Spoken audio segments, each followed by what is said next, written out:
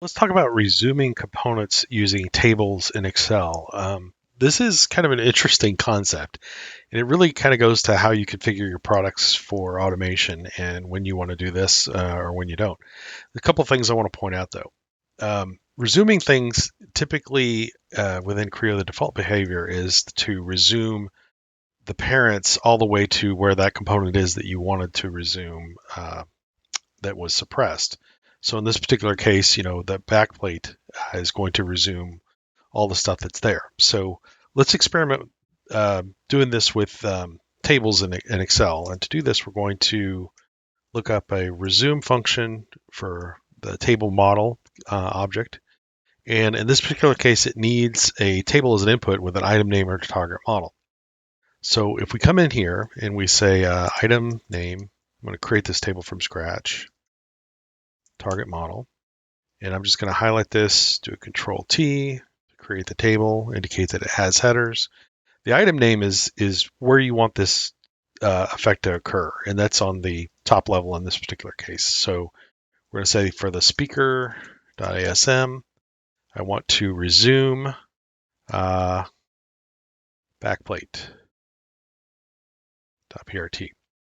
So let me stretch this out so we can see a little bit better.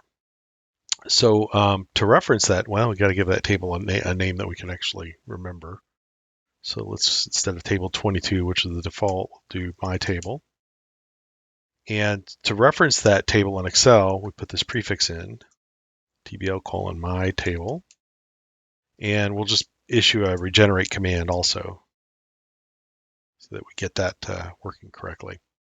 So when we press this do it button, you can see here that is in fact resumed that geometry. Now you're probably wondering why is it the tree updated? Well, there's something in the PTC API that regenerates the model, but the tree is lagging behind. So a simple Control G will just update that so you can see what's going on there. So that works pretty well, and you could do it for selective components too. So if you come in here and you say, okay, I want to suppress these things, and let's say that I'm only interested in maybe the front plate.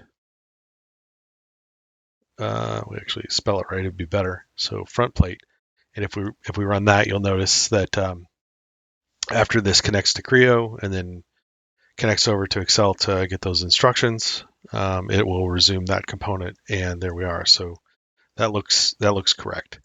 You could also do wildcards with this. So if we wanted to say, I want to resume anything that's suppressed, or let's be a little bit more specific and say anything with an S star.prt.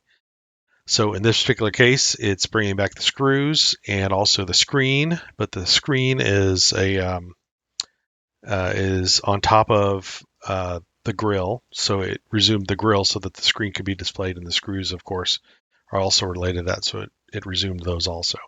As a final example, let's close this out of the active model. We'll see that it's still in session.